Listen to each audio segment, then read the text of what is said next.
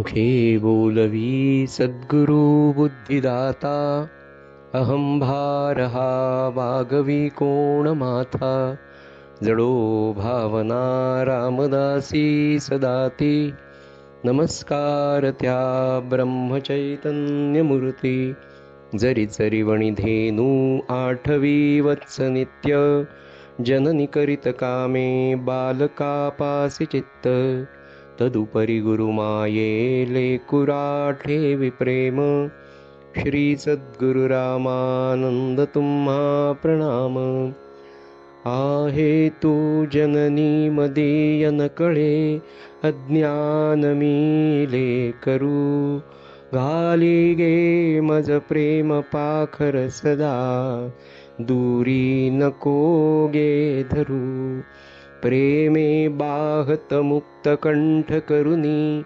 नाही दुजे बंधन प्रल्हादा गुरुराज यानित तुम्हा माझे असो वंदन अधिष्ठान जेते प्रतिष्ठान देखा तिथे जन्मला तो गुणातीत एका तयाचे निनामे चुके जन्म वेथा नमस्कार माझा गुरु एकनाथा श्रीराम समर्थ। त्याच्यानं कालचा विषय हा नाथ भागवतातल्या दुसऱ्या अध्यायामधला आपला सुरू होता आणि तो विषय असा होता की मायेचं लक्षण संपून आपण सद्गुरु चरण सेवा हा विषय काल आपण सुरू केला होता आणि या सद्गुरु चरण सेवेमध्ये या विषय प्रतिपादनामध्ये असं सांगितलं गेलं की भगवंताचं जे ज्ञान आहे हे भगवंताचं ज्ञान अत्यंत सूक्ष्म आहे, अत्यंत पवित्र आहे, पण हे जे ज्ञान आहे हे भगवंताचं अत्यंत सूक्ष्म असलेलं ज्ञान राहण्याचं ठिकाण हे मानवी शरीर आहे। शेवटपर्यंत आवाज जातो का? येतोय? अच्छा, आता येईल थोडं। तर हे भगवंताचं ज्ञान राहतं कुठे नेमकं? तर हे भगवंताचं अत्यंत सूक्ष्म आणि अत्यंत पवित्र असलेलं ज्ञान हे मानवी शरीरामध्ये राहतं। बर, मग आता हे भगवंताचं ज्ञान धारण करणारं जे मानवी शरीर असतं त्या मानवी शरीराला संत असं म्हणतात। संतांच्या शरीरामध्ये हे ज्ञान राहतं। बर, पुढे मग असा संत महात्मा आपल्याला भेटणं हे अत्यंत दुर्मिळ आहे।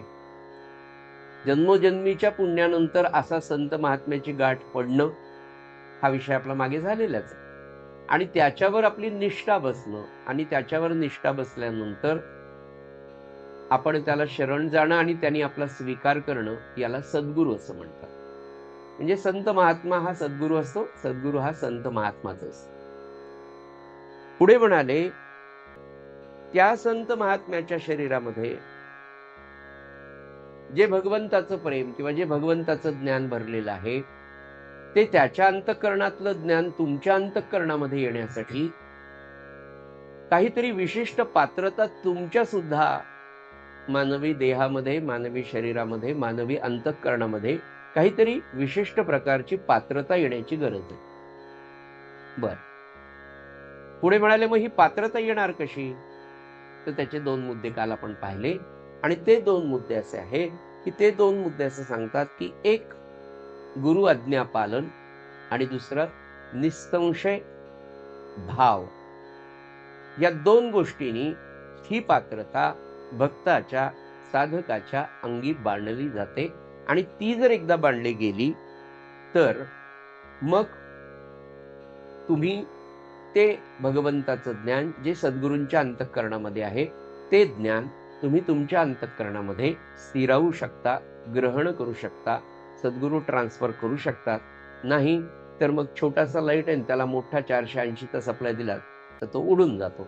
हे आपण साध्या प्रपंचामध्ये पाहतो तसं अंगी बांधल्याशिवाय, अंगी ती पात्रता आल्याशिवाय सद्गुरू सुद्धा ते आपल्याला देत नाही. परीक्षा घेत राहतात आणि त्या परीक्षेत आपल्याला त्यांच्याच कृपेने ते हळूहळू शक्ती पण देतात आणि पुन्हा आपल्याला पात्र बनवतात.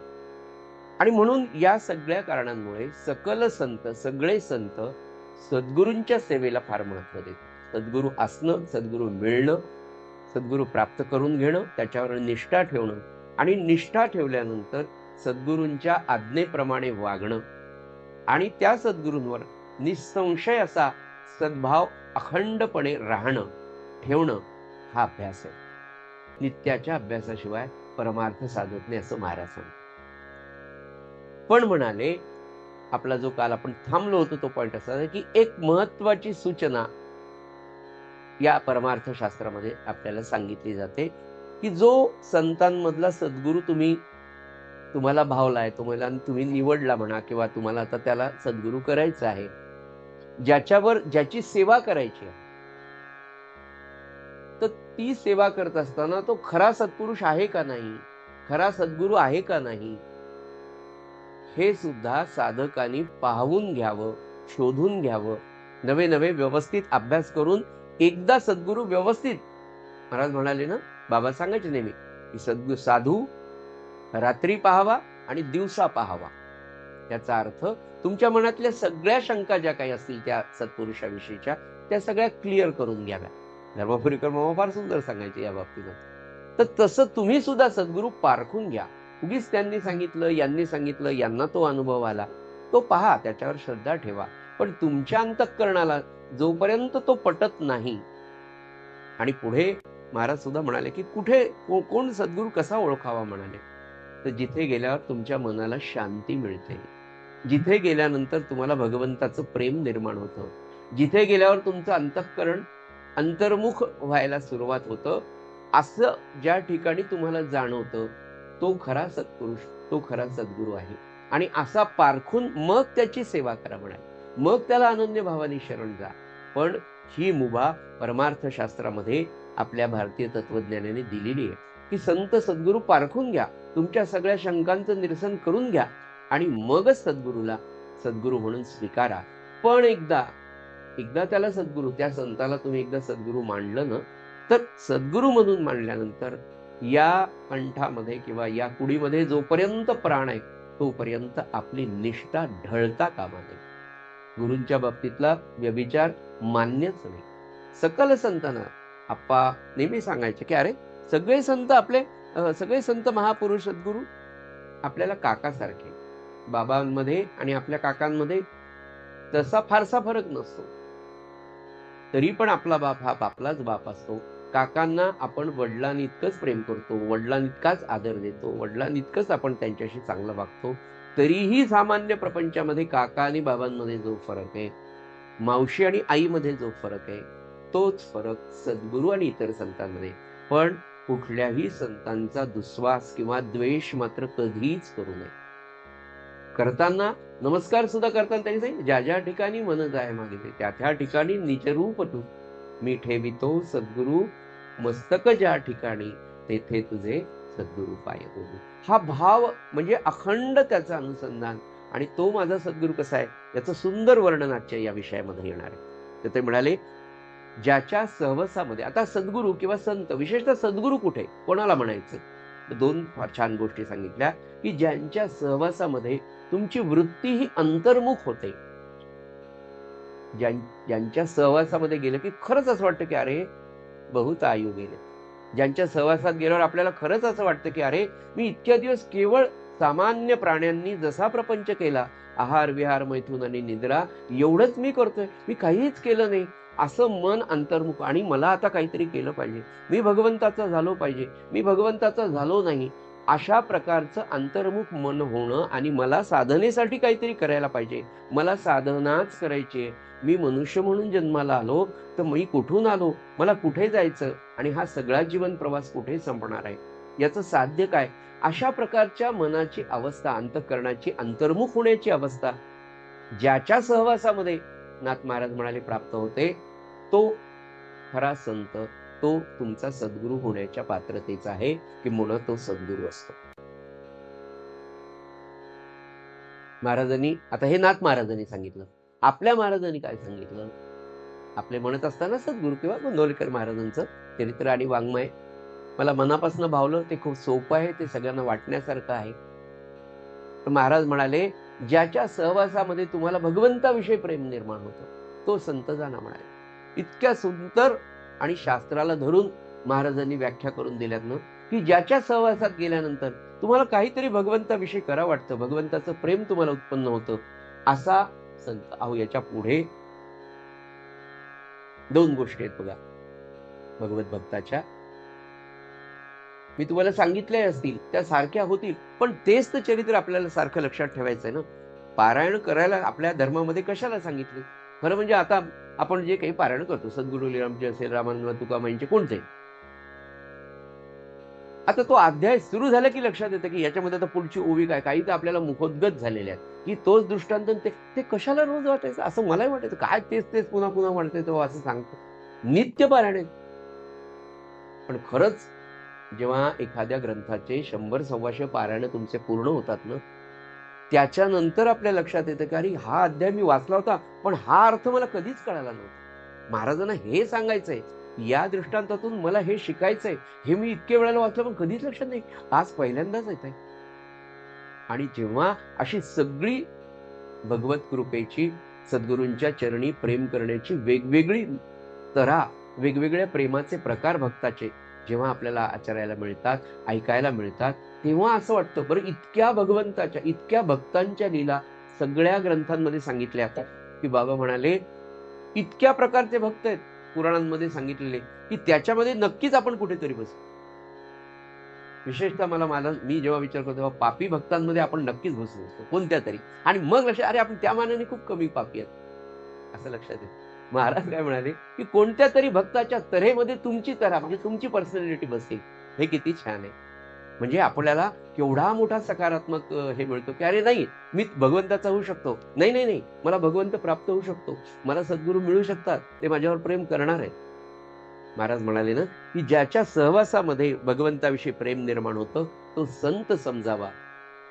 अहो, त्याच्याही पुढे जाऊन आदरणीय बाबा बेलसरेंनी 1956 साली गोंदवलेकर महाराजांचं चरित्र लिहिलं, हस्तलिखित लिहिलं. 1200 पानं लिहून झाले होते त्यांचे. वाणीरूप महाराज तेव्हा देहात होते. आणि मग त्यांनी महाराजांना नेऊन दाखवलं, की महाराज, मी आता एवढा एवढा ग्रंथ लिहिला, तुम्ही एकदा पहा, तुमच्या डोळ्याखालून घाला, म्हणजे आपण हा काय करायचं तुम्ही सांगा त्याप्रमाणे. बाबा तर एवढं म्हणाले, की मी लिहून झालं, मी आनंदी झालो. हे प्रकाशित करायचं, तुम्ही सांगितलं तर करू, नाही सांगितलं तरी मी आनंदी आहे, कारण माझं कार्य झालंय. मी स्वांत सुख आहे तुमचं सगळं लिहून काढलंय, पण एकदा तुम्ही तपासून पहा, याच्यात काही चुका तर माझ्याकडनं झाल्या नाहीत वगैरे वगैरे. आणि हे खरंच तुमचं चरित्र आहे का? आता महाराजांनी 1913ला देह ठेवला. हे सगळ्या गडबड, ह्या सगळं सांगतायत ते 1956 सालची गोष्ट आहे. वाणीरूप महाराज 1925ला प्रगट झाले. 1967 पर्यंत ते देहात होते. त्या दरम्यान झालेला हा प्रसंग मालाडचा. महाराजांनी ते सगळं पाहिलं आणि त्याच्यानंतर म्हणाले, संत कुठे जन्माला आला, त्यांनी काय खाल्लं, तो कोणाच्या पोटी जन्माला, त्यांनी काय कार्य केलं, ह्या घटना म्हणजे संतांचं चरित्र नाही म्हणा. मग यानं आपण चुकलं काय? म्हणाले, केशवराव, हे चरित्र वाचून एक जण जरी नामाला लागला तर ते माझं खरं चरित्र. म्हणजे संतांची किती सुंदर व्याख्या म्हणा, किंवा त्याचा खरी लक्षणं महाराज किती सुंदर सुंदर. याच्या पुढचा तिसरा प्रसंग अजून एक सांगतो. नाथ महाराज सांगतायत, किंवा नाथ महाराजांपेक्षा मी तर म्हणेल भगवान गोपालकृष्ण हा सगळा इतिहास, हा भक्तीचा इतिहास आपल्याला सांगतायत. स्वतः गोपालकृष्ण ते स्वतःचं अंतःकरण उघडं करून दाखवतायत, की अरे या, मी तयार आहे, फक्त तुम्ही शरण या, भावानी या. म्हणजे शरणही या नाही, एका ठिकाणी तर भगवंत म्हणाले, कसेही या, म्हणजे मला मारण्याच्या हेतूने जरी आला तरी मी उद्धार करतो म्हणाले. माझा द्वेष केला तरी मी तुमचा उद्धार करतो, पण द्वेषाने का होईना माझं चिंतन करा म्हणाले. नाथ महाराज पुढे प्रसंग असा झाला, की गोंदवलेकर महाराजांची तसबीर नागपूरला एका भक्तांनी काढली आणि सद्गुरू प्रल्हाद महाराज रामकार्याच्या निमित्ताने नागपूरला गेले होते. सुंदर चित्र त्यांनी हाताने काढलं होतं. महाराजांचे, थोरल्या महाराजांचे चरणकमल सुद्धा फार चांगले काढले होते आणि ते दाखवलं. आणि त्या भक्ताचा हेतू असा होता की तो भक्त सद्गुरू प्रल्हाद महाराजांना म्हणला की महाराजांना म्हणला, महाराज तुम्ही गोंदवलेकर महाराजांना देहात असताना पाहिलंय? महाराजांनी मान हलवली. हो म्हणाले. मग आता हे जे मी चित्र काढलंय, हे चित्र बरोबर हुबेहूब त्यांचं निघालं का मला सांगा म्हणाले. चित्रकार म्हणून त्याचा प्रश्न बरोबर. महाराजांनी सगळी तसबीर न्याहाळली आणि खाली महाराजांच्या चरणकमलावर दृष्टी स्थिर ठेवली.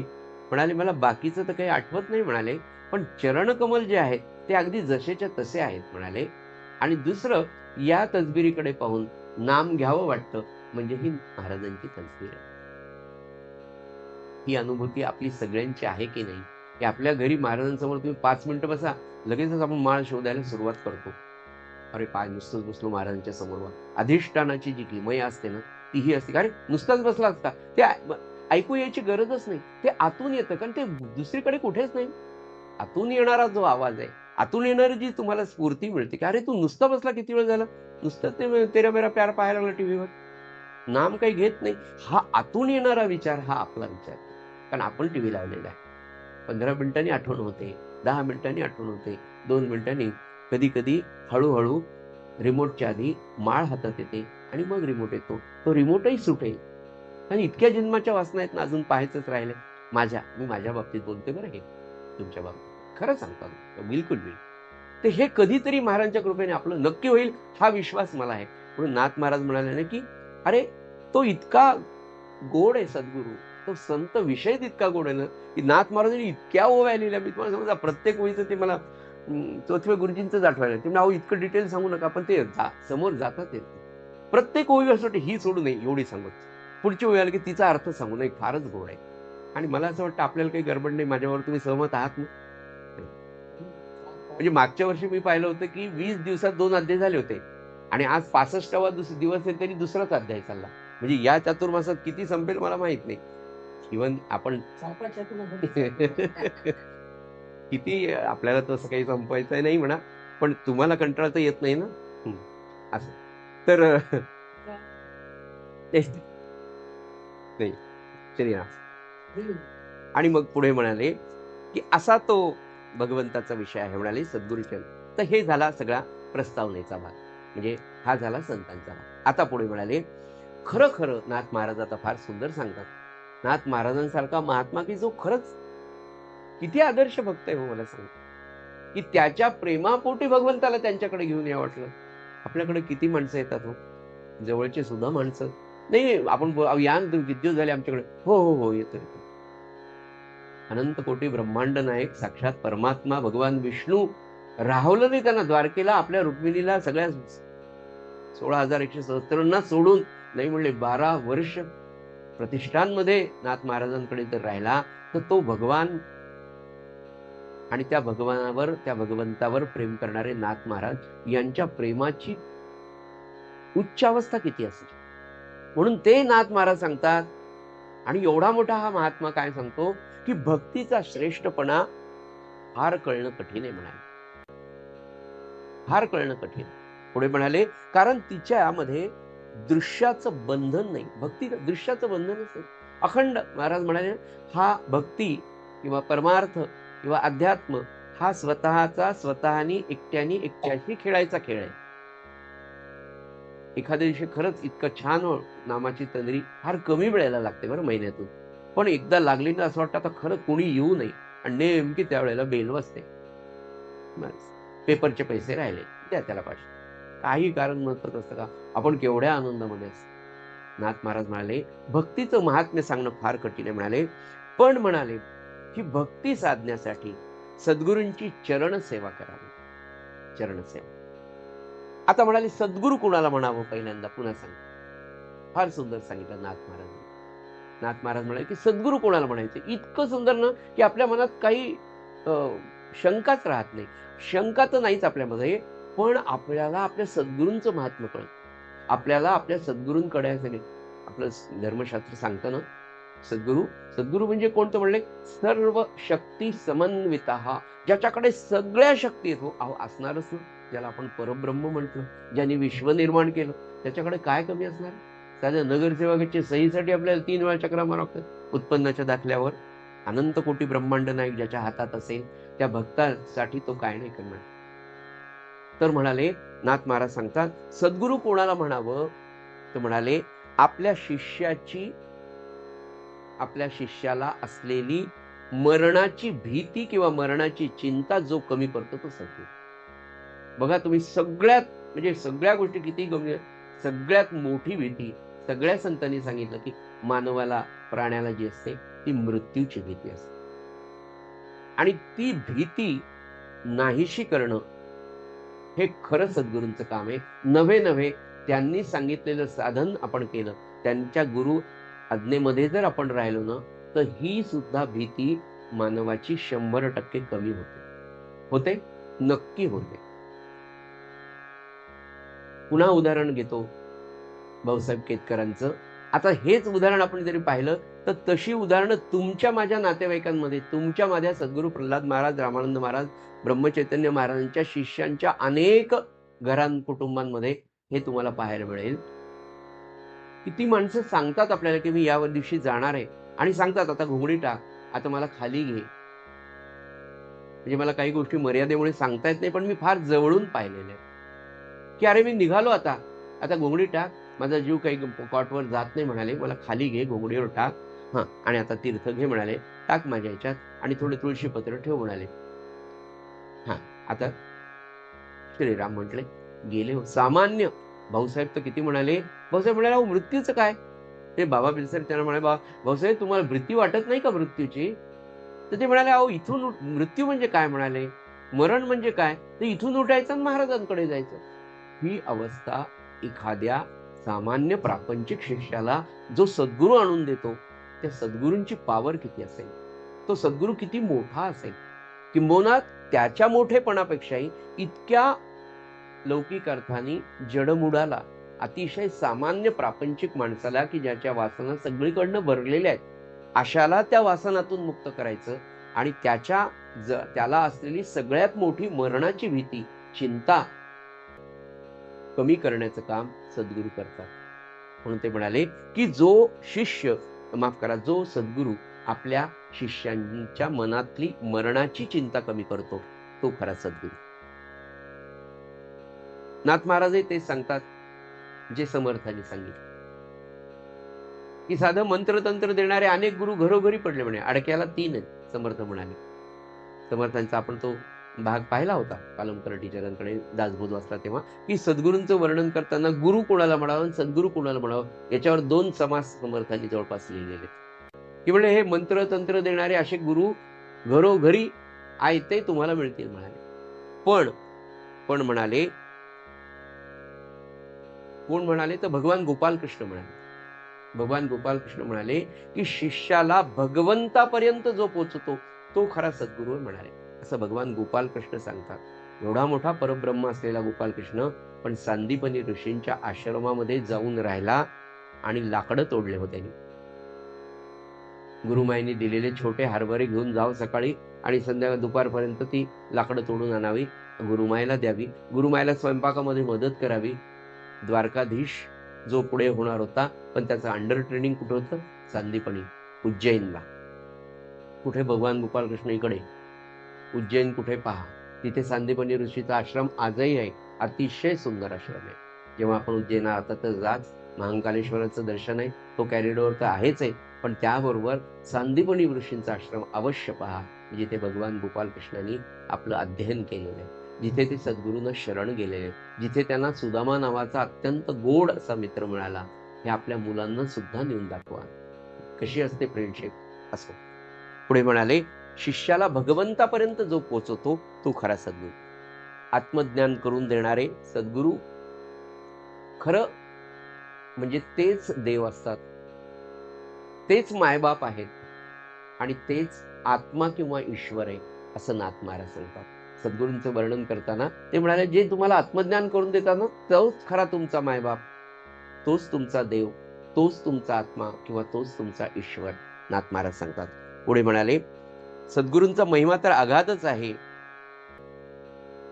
दुसरं म्हणाले की असा सद्गुरू पुन्हा एक ओवी अशी आली, नाथ महाराजांनी सांगितली की त्यांना ती राहवलीच नाही. तर ते म्हणाले, पुन्हा असा सद्गुरू खरोखर म्हणाले भाग्याशिवाय आणि पूर्व पुण्याशिवाय मिळत नाही. आणि जे नाथ महाराज सांगतात ना, अगदी तेच आपले महाराज सांगतात की एवढा मोठा हा महान सत्पुरुष ब्रह्मचैतन्य महाराज राहवलं नाही रामाच्या प्रेमापोटी. रामाचं प्रेम का? तर सद्गुरूंनी सांगितलं म्हणून. सद्गुरू कोण? तुकामाई. त्यांनी काय सांगितलं? माझं नाव वाढवायचं नाही, समर्थांचं नाव वाढव, रामाच्या नामाचा प्रसार आणि प्रचार कर.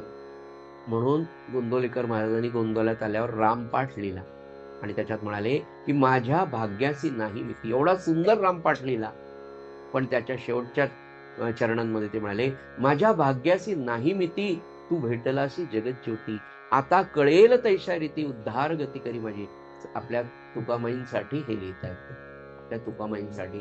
याचं कारण काय? की तुकामाई आणि राम वेगळा नाही, तो कधी त्यांनी पाहिलाच नाही. ते परब्रह्म आहे. माझी तुकामाई हे परब्रह्म. इतकी ठाम निष्ठा होती आणि त्या ठाम निष्ठेमुळे तशीच अवस्था, खरं म्हणजे अवस्था आध्यात्मिक दृष्ट्या मी म्हणत नाही, पण मला हे सांगायचं की त्यांना जे मिळालं तेच तुम्हा आम्हाला मिळालंय. आपल्या सद्गुरूंना जसे सद्गुरू मिळाले त्याच पात्रतेचे नवे नवे तेच सद्गुरू आपल्याला मिळाले, फक्त देह बदलले आणि नाव बदलले. महाराज म्हणाले, रूपाला मर्यादा आहे, मानवी देहाला मर्यादा आहे, म्हणून त्या रूपाला जावं लागणार आहे, पण त्याचं नाम तर ते तसंच राहणार आहे. तसं सद्गुरू आणि सद्गुरू तत्व हे तसंच आहे, देह बदलले गेलेले फक्त. तेव्हा आपल्या सगळ्यांना सुद्धा आपले सद्गुरू जे सांगतात की अरे मी म्हणतोय, जेव्हा गोंदवलेकर महाराजांसारखा सत्पुरुष आपला आजोबा पणजोबा जेव्हा सांगतोय की अरे माझ्या भाग्याची नाही मिती, कारण आपल्याला सद्गुरू मिळाले, तसेच सद्गुरू तुम्हा आम्हाला मिळाले, ही आपल्या भाग्याची गोष्ट आहे. पुढे म्हणाले, आता सद्गुरूंची खरी कृपा ओळखायची कशी, काय त्याची लक्षण आहे, हे आपल्याला शिकण्यासारखं आहे. बरं, तर म्हणाले सद्गुरू कृपा आपल्यावर झाली का नाही झाली, कशाने ओळखायचं, काय आपल्या अंगी पात्रता आली, काय आपली वृत्ती बदलली. मुख्य म्हणजे ना, वृत्तीमध्ये होणारा सकारात्मक बदल हाच खरा परमार्थ. म्हणजे आपण परवापर्यंत अनुग्रह घेईपर्यंत, महाराजांच्या उपासनेमध्ये येईपर्यंत, म्हणजे महाराजांची उपासना करेपर्यंत, महाराजांनी सांगितलेल्या गोष्टींचं आज्ञापालन करत असताना एक एक एक एक दृष्टीने जसं परत गेलो, तर तेव्हा माझी वृत्ती कशी होती आणि आज माझी वृत्ती कशी झाली. किती मी अगदी सोपं थोरल्या महाराजांच्या भाषेत सांगायचं की खरा परमार्थ काय म्हणाले, इतक्या वेगवेगळ्या सुंदर व्याख्या महाराजांनी दिल्यात परमार्थाच्या, अध्यात्माच्या. किंवा आपण नेमकं काय, उपासना म्हणजे काय, उपासना करणं कशासाठी गरजेचं आहे, उपासनेतनं काय बदल अपेक्षित आहे. तर महाराज म्हणाले, अत्यंत आकुंचित असलेलं मन, हे वाचलं की मला मीच पहिल्यांदा समोर दिसतं, ते विशाल करणं हा परमार्थ. किती माझं मन आकुंचित आहे बघा ना तुम्ही. आपण सगळ्यांनी अंतर्मुख होऊन करण्याचा अभ्यास आहे हा, आणि आपण सगळे एका वर्गातलेच, त्यामुळे काही प्रश्न नाही, आपण बोलू शकतो, सांगू शकतो. तर महाराज म्हणाले, अत्यंत आकुंचित असलेलं तुमचं मन हे विशाल करणं. महाराजांना पुन्हा एकदा असाच प्रश्न विचारला होता. महाराज फार सुंदर, महाराज तुमचा माणूस कोण, तर ते अनुसंधानाचं आपलं झालं की नाम घेणारा आपल्याला वाटलं, पण महाराज म्हणाले अखंड अनुसंधान, ते माहिती. त्याच्या पुढे एकदा पुन्हा असाच प्रश्न. तर तेव्हा महाराज म्हणाले, अर्धी ओळी मला माहिती, ऐशी मती जयाची स्थिर, हे विश्वची माझी, हे विश्वची माझे घर, ऐशी जयाची मती स्थिर. मला मागणं पुढे जावं. हे मोनाचराचर एकची झाला, आपणची झाला, आपणची झाला. महाराज म्हणाले, तो माझा माणूस. हे विश्वची माझे घर, हे विश्वची माझे घर, या 2-3 शब्दांमध्ये सगळं येतं की तुम्हाला सगळेजण आपले वाटतात का, वाटत नाही, ही आपली अवस्था आहे. महाराज म्हणाले, ते वाटलं पाहिजे. हे विश्व, हे सगळे माझं, मला उपासनेतली सगळी माणसं माझी वाटतात का, तेवढं मला त्यांच्यावर प्रेम करता येतं का, इथून तर आपण सुरुवात करू. म्हणून महाराज म्हणाले, जर तुम्हाला तुमच्या कुटुंबात निस्वार्थ प्रेम करता आलं, तर तुम्ही ते बाहेर जगावर करू शकता. म्हणून गृहस्थाश्रम इतका आदर्श आश्रम आहे ना, की तिथे महाराज म्हणाले, ते एक शब्द महाराजांचा प्रवचनातला इतका गोड. महाराज म्हणाले, प्रयोगशाळा. प्रपंच ही एक सुंदर प्रयोगशाळा आहे, एक वर्कशॉप आहे म्हणाले ते, की जिथे अनेक गोष्टी तोडलेल्या मोडलेल्या आहेत, त्या सगळ्या दुरुस्त करायच्या. तो परमार्थाचा खरा अभ्यास आहे. मग आता नाथ महाराज आपल्याला काय सांगतात, तर नाथ महाराज म्हणतात की आपल्या जीवनामध्ये आपल्यावर सद्गुरूंची कृपा झाली की नाही हे कसं आपण अभ्यासावं, कसं पाहावं, किती वृत्ती आपली सुधारली, किती आपण परमार्थात पुढे गेलो. याच्यासाठी महाराजांनी तर प्रवचनामध्ये खूप सुंदर सांगितलं. पण त्याचा पुन्हा सांगतो, त्याचा बेस नाथ महाराजांच्या भागवतात, म्हणजेच एकादश स्कंदात, म्हणजेच भागवतात, म्हणजेच भगवान गोपालकृष्णांनी सांगितलेलं आहे. म्हणजे ते ज्यांनी सांगितलं तेच महाराज, नाथ महाराज सुद्धा सांगतात आणि आपले महाराज सुद्धा सांगतात. तर म्हणाले, पहिली गोष्ट ते म्हणाले, निष्काम कर्म करण्याची बुद्धी होणं आणि त्याच्यामधून पुण्याच्या राशी बाजूला टाकणं, हे पहिलं सद्गुरू भक्ताचं लक्षण आहे किंवा हे अपेक्षित आहे. असं तुमच्या आयुष्यात होतं का? व्हायला लागलं का? विचार करा. आता 3-4 मुद्दे नाथ महाराजांनी फार सुंदर दिले आणि स्पष्टपणे दिले, की पहिल्यांदा आपण हे आपल्याला ओळखायचं की आपल्या आयुष्यात आपल्यावर सद्गुरूंची कृपा झाली का? आपण आता 10 वर्ष झाले अनुग्रह घेतला, जप करतो, अमकं करतो, पारायण करतो. मी माझं म्हणून सांगतो बरं का. तर खरंच आपण पाहतो ना, अरे पोरगा गेलाय, 3 महिने झाले त्याची युनिट टेस्ट झाली, प्रगती पुस्तक पाहतो, फर्स्ट टर्मचं पाहतो, सेकंड टर्मचं पाहतो. असं तसं आपण आपलं अंतर्मुख होऊन हे प्रगती पुस्तक जेव्हा पाहतो, तेव्हा नाथ महाराज असं म्हणाले की निष्काम बुद्धीने काम करणं आणि हे कार्य करत असताना पुण्याच्या राशी बाजूला पडतायत का, म्हणजे आपण काहीतरी जप जाप्य करतोय का हे पाहणं. नंबर 2, धगधगीत वैराग्य हळूहळू प्राप्त होतंय का पहा. एकदम तर नाहीच होणार, पण आपला आदर्श आहे आपल्याला धगधगीत वैराग्य प्राप्त करायचं. आज तर अशी गोष्ट मी तुम्हाला सांगितलं ना, की ब्रशच्या आधी किंवा बेडवर जर कोणी चहा आणून दिला तर त्या दिवशीसारखा दिवस आपल्यासाठी माझ्यासाठी नसतो. तर त्यांनी धगधगीत वैराग्याची कल्पना करणं थोडंसं अवघड आहे. पण नाथ महाराज काय म्हणाले, हळूहळू आपल्या म्हणले ना, तव संगतीने दुर्जन दुर्मती हळूहळू निवळे. पहिल्या दिवशी उपासनेला आल्याबरोबरच आपण जर सत्पुरुष झालो, मग तर काही प्रश्नच नाही, ते होणं शक्यच नाही. मला खरंच आता मला नाव नाही सांगता येत त्यांचं, पण मला त्यांच्याविषयी अत्यंत आदर आहे.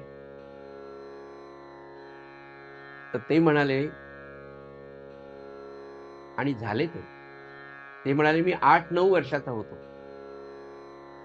आपल्या चिखलीचेच राहणार, आणि तेव्हा मी ठरवलं, म्हणाले, मला लहानपणापासून एकच वाटायचं की आपण सत्पुरुष व्हावं, आणि ते पुढे भावी काळात सत्पुरुष झाले. खूप नाम घेतलं त्यांनी. आपल्या गोंदवलेकर महाराजांचे अनुग्रहित होते आणि महाराजांच्या आज्ञेने विवाह केला नाही. आयुष्यभर ब्रह्मचर्य पालून फक्त नाम आणि नाम नाही. ते म्हणजे आदरणीय दत्तात्रय म्हणाले, एकांतच गप्पा मारत महाराजांच्या कृपेने वेळ मिळाला, एकदा मला म्हणाले, मला माझं महात्म्य सांगायचं नाही, त्यांचं महात्म्य सांगायचं बरं, पण घडलेला किस्सा माझ्याशी म्हणून व्याकरणासाठी मी हा वापरतो, म्हणून तुम्ही तेवढाच लक्षात घ्या. मला म्हणे, एक दिवस सकाळी ये म्हणे, 8:30लाच ये, लोक 9 वाजेपासून दर्शन आहे, तू लवकर ये म्हणे, जरा मला आपण बोलूया. आणि त्यावेळेला म्हणाले की अरे, या गोंदावल्याच्या चैतन्य स्मरणामध्ये किती दिवस दुसऱ्यांवरचे लेख वाचायचे, म्हणाले आपल्यावरही लेख यावा इतकं महाराजांचं कार्य आपण करावं. आणि दुसरं म्हणाले, मुकुंद, मी लहानपणीच ठरवलं होतं की आपल्याला सत्पुरुष होता आलं. मला सांगा, ही मुलांना सांगण्यासाठी किती चांगली. आपण आपल्यापैकी किती घरांमध्ये आपल्या मुलांना सांगतो की तू सत्पुरुष हो. इंग्रजी आलं पाहिजे, बाहेर गेला पाहिजे, पॅकेज खूप मिळालं पाहिजे, अमेरिकेतच गेला पाहिजे, MS अमेरिकेतूनच झाला पाहिजे, MS झाला की तो तिकडेच राहणार, हे सांगायची गरजच नाही. मग आपली व्यवस्था आपण करून घ्यायची. असो, तो विषय नाही. पण असं किती घर अरे, तू धर्म कार्यासाठी जन्माला आला, तू देश कार्यासाठी जन्माला आला, नवे तुझ्या आयुष्यातला 50% तरी काळ देश आणि धर्मासाठी देवासाठी तू घालायला पाहिजे. बरं, पॅकेजमध्ये सगळं नाहीये, पॅकेजमध्ये समाधान पूर्ण नाहीये. आपल्याला इथून फक्त सुख मिळेल, पण समाधान मिळवण्यासाठी तुला नाम घेणं गरजेचं आहे. बरोबर. आणि पैसा मिळवणं हे काही खरं सुख नाहीये. ज्यांना पैसे मिळाले ते टाटा, अंबानी, अमके तमके सगळ्यांना जाऊन पाय, ते रात्री झोप लागतच नाही त्यांना, कारण उद्याचा नवीन प्रोजेक्टसाठी त्यांची तळमळ चालूच आहे. तसं आपल्याला आज पॅकेज मिळालं तरी उद्याच्या पॅकेजची चिंता आहेच की आता 80 लाख मिळालं तर 1 कोटी कधी मिळेल वगैरे वगैरे. पण खरं समाधान मिळण्यासाठी आपल्या मुलांना आपण कधीतरी हा धर्माचा संस्कार करतो का? हा सगळ्या हिंदू धर्माच्या दृष्टीने विचार करायची गोष्ट आहे. असो, आपला विषय असा सुरू होता, की पहिलं दगदगीत वैराग्य प्राप्त होतंय का आपल्याला? सज्जनो, खरंच लक्षात येतं बरं आपल्याला. बऱ्यापैकी आपल्या वासना कमी व्हायला लागतात. वैराग्याच्या बाबतीत जर म्हटलं ना, तर अगदी साधं उदाहरण सांगतो, की आता नवीन शर्ट्स घ्यायला नको वाटणं, इतकं तरी वैराग्य आपल्याकडे आलंय का? तर ते दिसतं, कळतं, थोडा लेट करतो, आळत नाही. हळू-हळू होईल, की नको आता खूप झाले कपडे आता. इतके कपडे आहेत आता नवीन कशाला घ्यायचे? असं 1 वर्षभर जरी वाटलं आणि त्याच्यात वृद्धी होत गेली, तर वैराग्याकडे वाटचाल आहे. असं मला माझ्या बेसवर मी सांगतो बरं का. माझं काही चुकत असेल मी सांगतो. हे अगदी सगळंच या बाबतीमध्ये पूर्ण असेल, कारण मी विद्यार्थी आहे. पुढचा प्रश्न. पुढे म्हणाले, प्रपंच, माझा जो प्रपंच आहे तो माझा नाही, तो मला सद्गुरूंनी दिलाय आणि त्यांनी दिलेली ही जबाबदारी आहे. त्याच्यामुळे मी कर्तव्य आचरण आदर्शपणे करेन. माझ्या वाटेला आलेलं कर्म मी अतिशय व्यवस्थितपणे करेन आणि हळू त्यातून फलाची अपेक्षा मी कमी करतोय का? असा विचार करून जो भक्त, जो साधक चालत असेल, ही तिसरं. चौथं म्हणाले, आत्मान आत्मविवेक अंतःकरणामध्ये उदय पावतो. म्हणजे आत्मन काय, अनात्म काय, या सगळ्यांचा विचार विवेकाने करायचा. श्रेयस आणि प्रेयस, सोप्या भाषेत जर सांगायचं तर श्रेयस काय आहे आणि प्रेयस काय, याचा नित्य विचार सकाळपासून संध्याकाळपर्यंत करणं आणि त्याप्रमाणे आपली दिवसाची सगळी गणितं, आपलं कर्म करणं, अशा प्रकारे वागणं. आणि शेवटचं 5वं तत्व नाथ महाराज म्हणाले, की अखंड अनुसंधानात राहून आनंद उपभोगणं, अशी अवस्था प्राप्त जर झाली, आता मला असं वाटतं की यामध्ये आपण प्रत्येक ठिकाणी 25-25% सक्सेस आहोत, असं मला वाटतं बरं का. आपली अवस्था सगळ्यांची अजून पुढे असेल, काही प्रश्न नाही. पण निष्काम भावनेने कर्म, पुण्य करणं वाटणं, थोडं तरी वैराग्य आपल्या अंगी यावं म्हणून आपण प्रयत्न करणं. तिसरं म्हणाले, प्रपंच त्याचा आहे हे समजून आपण 50% तरी आता वागायला लागलो अधिष्ठानाची स्थापना झाल्यापासून. पुढे म्हणाले, विवेकाने वागणं, श्रेयस प्रेयस काय, खरं आपल्याला काय कामाला येणार याचा विचार करून वागणं आणि शेवटी म्हणाले, अखंड अनुसंधानात राहण्याचा अभ्यास करणं. 24 तास अनुसंधान अजून साधलेलं नाही, पण हा विश्वास नक्की आलाय की आपल्याला ते साधू शकेल. म्हणजे या दृष्टीने, आणि हे जर वाटत असेल, नाथ महाराज म्हणाले, अशा प्रकारची अवस्था जर साधकाची किंवा भक्ताची असेल, तर अतिशय सुंदर शब्द वापरला, साक्षात सद्गुरु कृपा झाली असं म्हणता येईल. नाथ महाराज म्हणाले की ही सद्गुरु कृपा, आता ही झालेली कृपा अविरतपणे टिकून ठेवणं पुन्हा साधकाचं काम आहे. हा अभ्यास आहे. नाथ महाराज म्हणाले, हा त्या साधकाने केला. पुढे म्हणाले, एकदा का गुरुकृपा झाली, अशी सद्गुरु कृपा झाल्यानंतर भक्तीचं भांडार त्या भक्तासाठी उघडं होऊन जातं म्हणाले. आणि तो अखंड त्याच चिंतन असेल. म्हणजे साधी गोष्ट आहे की आता बाजारात गेला, चांगली फुलं दिसली, चांगली वस्त्र दिसली, तर एक काळ आपला असा होता, तर आपण बघा ना, आता कुठेही गेलं तर आपल्याला कोणी गिफ्ट आणावे असं वाटत नाही. पण आपल्या घरी येणाऱ्या एखाद्या माणसाने जर आपल्या घरच्या महाराजांसाठी वस्त्र आणलं तर किती आनंद होतो का? साधी गोष्ट आहे. म्हणजे हळू ती दृष्टिकोन आपला तसा बदलत जातो की नाही, प्रत्येक ठिकाणी हे महाराजांना ही फुलं छान दिसते, याची आरास तिथे छान दिसेल, अरे वा, हा किती छान यांचं घरचं देवघर गड्या, असं आपल्याला करता येईल का? हा अखंड चिंतनाचा विषय होऊन जातो. म्हणाले की भक्तीचं भांडार असं फुलत जातं आणि याची फलश्रुती काय म्हणाले, तर अशा भक्ताला कलिकाळाची भीती राहते. कलिमल हारक तारक रघुवीर भक्ती वाढविली. येणारा काळ किती कठीण आहे कलीचा, आपण आपण आपण खरंच विचार नाही करू शकत. म्हणजे महाराज 100-150 वर्षापूर्वी म्हणाले की माणसं गुरांसारखा विषय भोगतील, त्याच्या पुढे माणसं गेलेली. एक नवीन तो कन्सेप्ट मला काल परवाच ऐकायला मिळाला. माझ्या विद्यार्थ्यांनी मला सांगितलं.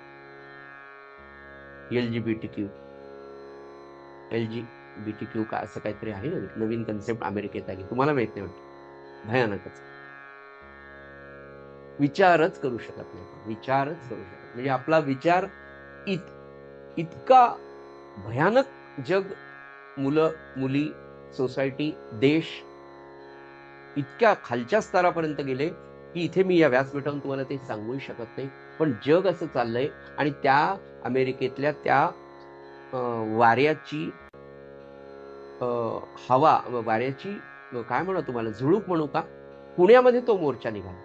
LGBTQ नावाची एक नवीन काय म्हणू कम्युनिटीच आली आहे. म्हणजे आपल्याला फक्त मेल, फिमेल आणि तृतीयपंथी हेच नाही. त्याच्या पुढे 20 प्रकार आलेले आहेत, की जे सांगू मी शकत नाही. इतकं कलिमल हारक तारक रघुवीर भक्ती वाढविले या कली काळापासून. पण महाराजांचं एक आश्वासन एवढ्याही कठीण परिस्थितीचे जन्म आपल्याला आहे, की कितीही कली मातला तरी उपासनेला, नामाला मला शरण होऊन जो राहील त्याच्या केसाला मी धक्का लागू देणार नाही.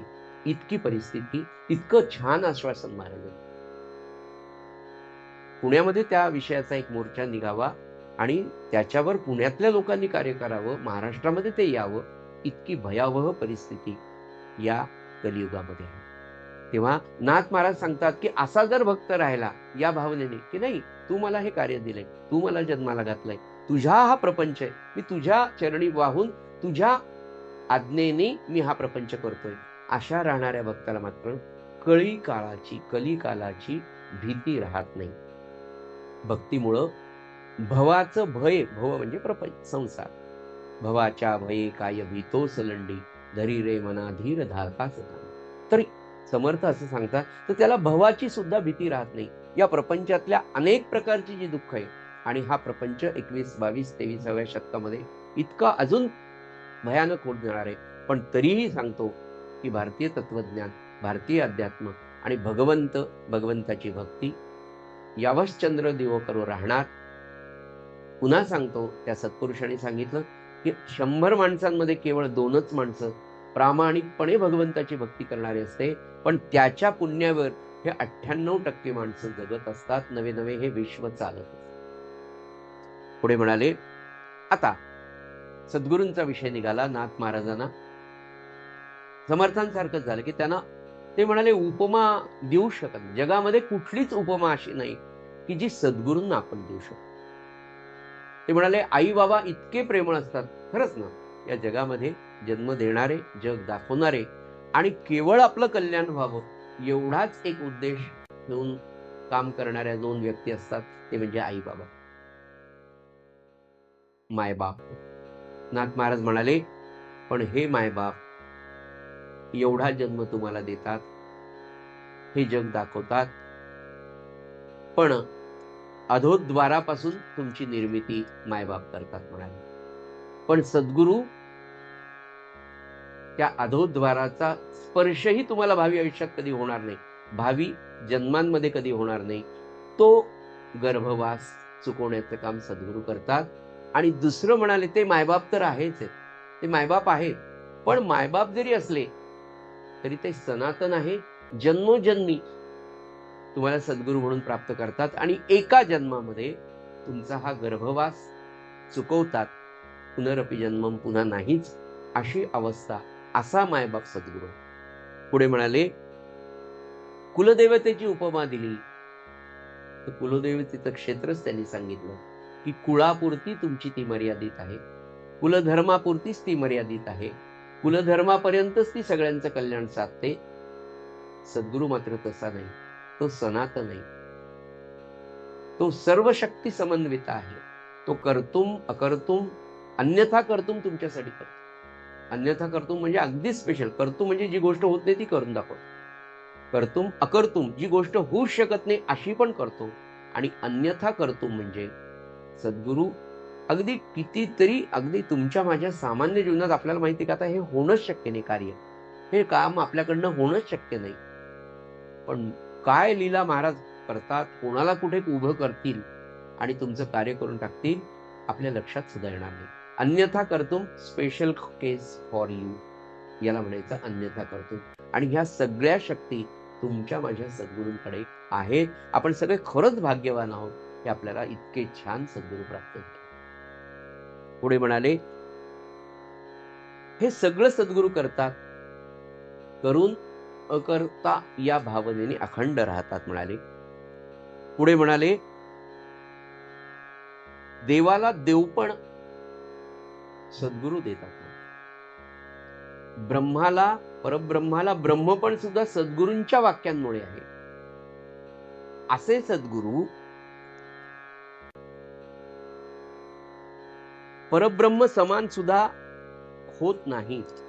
पण म्हणाले, एक कंडिशन मात्र नाथांनी फार सुंदर सांगितली, की त्या परब्रह्माला ब्रह्मपण ज्यांच्या वाक्यानी, ज्या सद्गुरूच्या वाक्याने प्राप्त होतं, ते परब्रह्म स्वरूप आणि सद्गुरू भिन्न जरी दिसत असले तरी पूर्ण अद्वैत रूपाने, नाथांचा फार सुंदर शब्द बरं का, अधोरेखित केलाय त्यांनी, की पूर्ण अद्वैत रूपाने मात्र ब्रह्म आणि सद्गुरू समसमान आहे.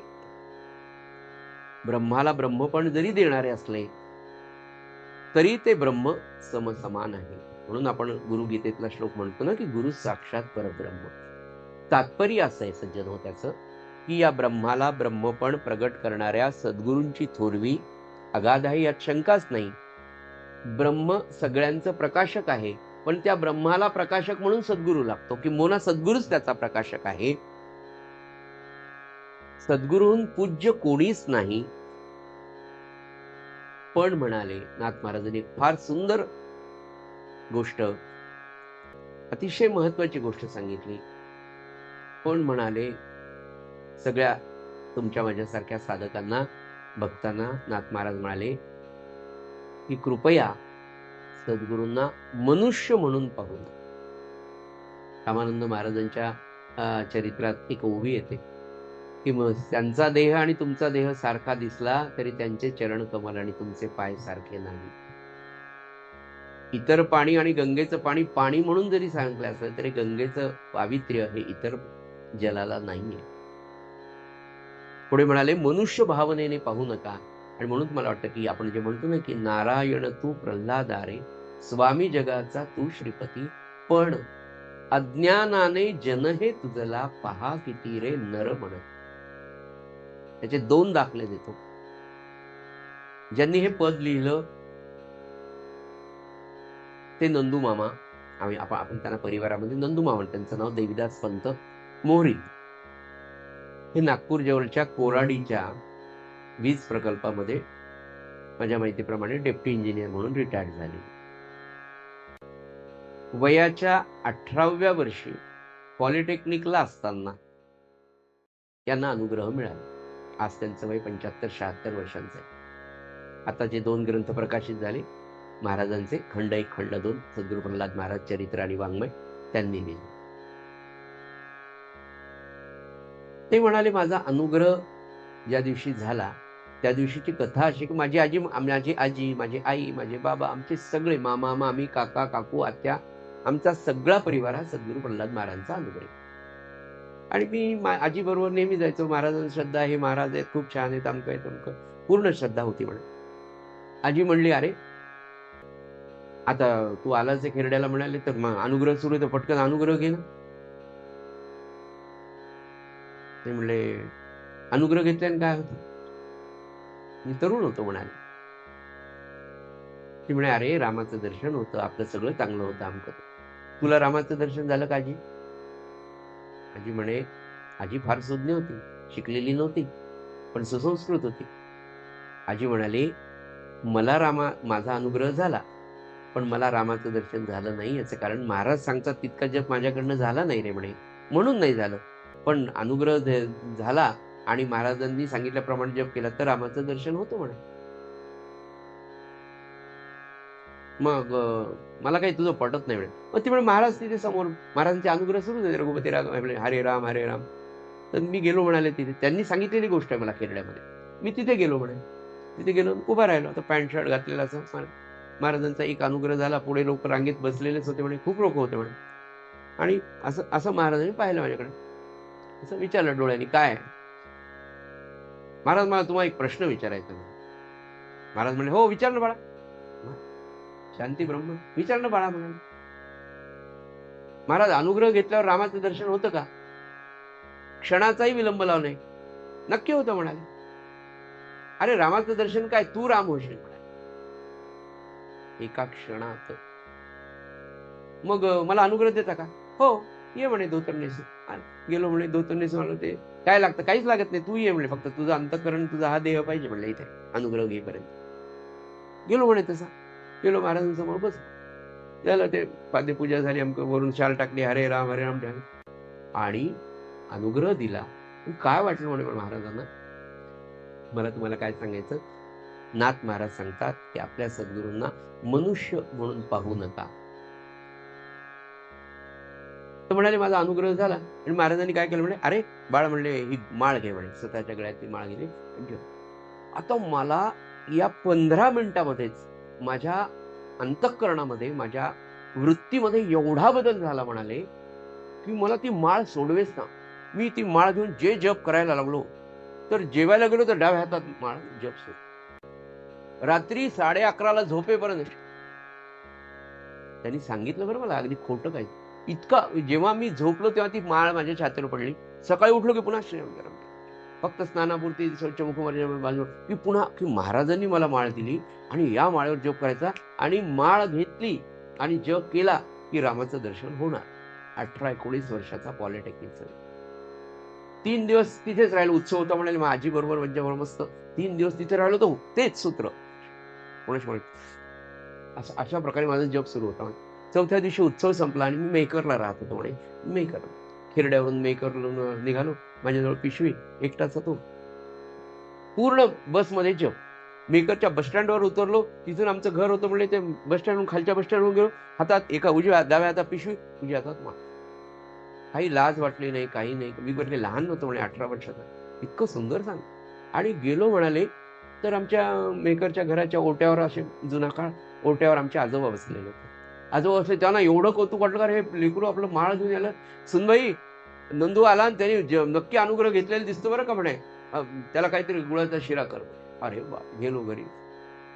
पुन्हा मग कथा सांगितली, पुन्हा जप सुरू. रात्री तसाच अवस्थेत रात्री 11 पर्यंत जप करतो. झोपलो. झोपल्यानंतर म्हणाले सकाळी 5:15 एक सुंदर स्वप्न पडलं. आणि त्या स्वप्नामध्ये जे दिसलं, काय दिसलं तर म्हणाले एक सुंदर राजवाडा, अशा सुंदर पायऱ्या, त्या राजवाडा मोठं सिंहासन आणि त्याच्यावर भगवान विष्णू आणि लक्ष्मी बसलेले. मी पायऱ्या चढून असं वर जातोय. एक पायरी चढली की भगवान विष्णू लक्ष्मी दिसतात. दुसरी पायरी महाराज आणि जिजीबाई. पुन्हा पाहिलं तर विष्णू, पुन्हा पाहिलं तर म्हणून पहिली. आणि ते सगळं पाहत असताना तिथे गेलो. महाराजांच्या चरणांवर दर्शन घेतलं, नमस्कार केला. महाराजांनी आलिंगन दिलं. आई म्हणजे उठणं, काकड आरतीची वेळ झाली आणि जाग आली. उठलो. आईला म्हटलं थांब. तसाच अभ्यासाच्या रूम मध्ये गेलो. तिथे टेबल, कागद, पेन होता. लिहून काढलं जे मला दर्शन होताना जे काव्य स्फुरत होतं तिथे. ते काव्य, तुझ्या कृपेने भवसागर हा आम्ही तरू हो रघुपती, भक्त जनांना तारा यास्तव अवतरला तू भूवरती. नारायण तू. मला नेहमी वाटायचं की रामाचं पद नारायण का. ते म्हणाले नारायणाच्या रूपात मला दर्शन झालं. पुन्हा प्रल्हाद महाराज, पुन्हा भगवान विष्णू, पुन्हा प्रल्हाद महाराज, पुन्हा भगवान विष्णू. म्हणून नारायण तू प्रल्हादारे, स्वामी जगाचा तू श्रीपती, अज्ञानाने जन हे तुझला पहा किती नर म्हणत. ही अनुभूती नाथ महाराज आपल्याला सांगतात. पण असे जगलेली सद्गुरु भक्त श्रींच्या कृपेने. ते म्हणाले नाही हो महाराज, कसं सांगावं म्हणाले. ते तुमच्या माझ्यासाठी इथे हा देह धारण करून, धोतर नेहरू शर्ट करून राहिले. महाराजांचं वाक्य आहे ना की तुम्ही माझ्यावर देहाचा आरोप केला तर त्या आरोपीप्रमाणे मी राहिलो. या वाक्याचं खरं चिंतन करा तुम्ही. डोळ्यात पाणीच येतो. ते म्हणाले तुम्ही माझ्यावर देहाचा आरोप केला तर मी आरोपीप्रमाणेच वागलो. पण मी देहातही नव्हतो. आज देह ठेवला तरी मी नाही, मी एका नामात आहे. हे खरं भगवत भक्तीचं महात्म्य.